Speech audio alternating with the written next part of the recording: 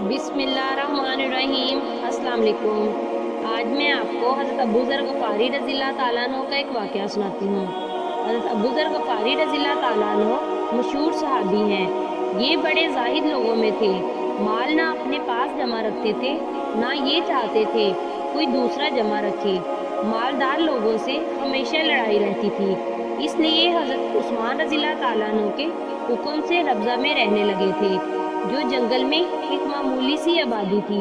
हज़रत अबू ज़र गफ़ारी रज़ियल्लाहु ताला अन्हु के पास चंद ऊँट थे और एक नातवा ज़ईफ़ सा चरवाहा था, जो इनकी खबरगिरी करता था। इसी पर गुज़र था। एक शख्स कबीला बनु सलीम के आपकी खिदमत में हाजिर हुए और ये तमन्ना ज़ाहिर की कि मैं आपकी खिदमत में रहना चाहता हूँ, ताकि आपके फ्यूज़ से इस्तिफ़ादा हासिल करूँ। मैं आपके चरवाहे की मदद करता रहूँगा और आपकी बरकत से फ़ायदा भी हासिल करूँगा। हज़रत अबू ज़र गफ़ारी रज़ियल्लाहु ताला अन्हु ने इरशाद फरमाया कि मेरा दोस्त वो है जो मेरी अताअत करे। अगर तुम भी मेरी अताअत के लिए तैयार हो तो शौक़ से रहो, कहना ना मानो तो तुम्हारी ज़रूरत नहीं। सलीम साहब ने अर्ज़ किया, किस चीज़ में आप अपनी अताअत चाहते हैं? फरमाया कि जब मैं अपने माल में से किसी चीज़ के खर्च का हुक्म करूं तो उम्दा से उम्दा माल खर्च किया जाए। वो कहते हैं कि मैंने कबूल किया और रहने लगा।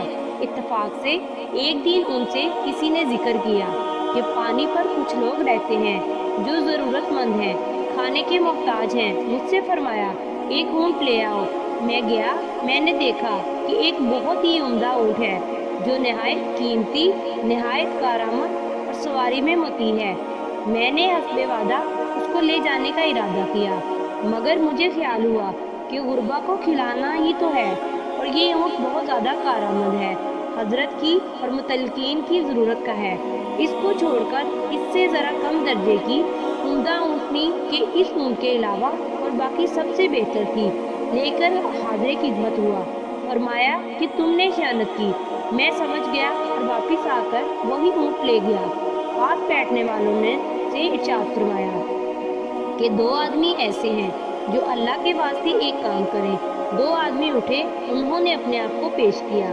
फरमाया कि इसको ज़िबा करो और ज़िबा के बाद गोश्त काट कर जितने घर पानी पर इबाद हैं उनको शुमार करके हज़रत अबू ज़र गफ़ारी रज़ियल्लाहु ताला अन्हु का यानी अपना घर भी एक अदद इनमें शुमार कर लो और सबको बराबर तकसीम कर दो। मेरे घर भी इतना ही जाए जितना इनमें से हर घर में जाए। उन्होंने तमीले इरशाद की और तकसीम कर दिया। उसके बाद मुझे बुलाया और फरमाया कि तूने मेरी वसीयत उम्दा माल खर्च करने की जानबूझकर छोड़ी या भूल गया था? अगर भूल गया था तो तू माजूर है। मैंने अर्ज़ किया कि भूला तो नहीं था, मैंने अव्वल इसी ऊँट को ले गया था, मगर मुझे ख्याल हुआ कि ये बहुत कारआमद है, आपको अक्सर इसकी ज़रूरत रहती है, महज इसलिए वजह से छोड़ दिया। फरमाया महज मेरी ज़रूरत से छोड़ा था। अर्ज़ किया कि महज आपकी ज़रूरत से छोड़ा था। फरमाया अपनी ज़रूरत का दिन बताऊं? मेरी ज़रूरत का दिन वो है जिस दिन मैं कब्र के घड़े में अकेला डाल दिया जाऊंगा। वो दिन मेरी ज़रूरत और एहतिजाज का है। माल के अंदर 3 हिस्सेदार हैं। एक तकदीर जो माल ले जाने में किसी चीज़ का इंतज़ार नहीं करती, अच्छा बुरा हर किस्म का ले जाती है।